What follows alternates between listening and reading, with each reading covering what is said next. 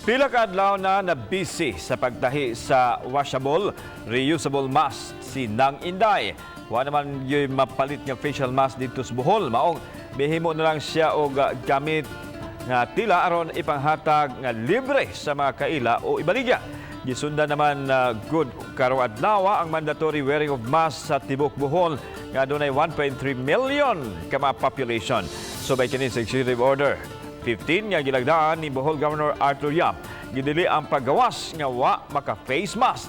Kini aron maprotehian ang kaugalingon ug ang tibok komunidad batok sa makamatay nga coronavirus disease.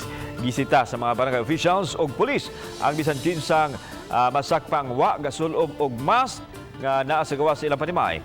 Lakip sab sa EO ang tanang pribado ug papublikong opisina sa no mask no entry policy. Bisan og giingon sa health authorities nga ang N95 ang laping epektibo nga proteksyon sa sitwasyon karon apan kay wa na may mapalitan niini mas maay na lang ang mga washable mask kaysa wa gyud isulob.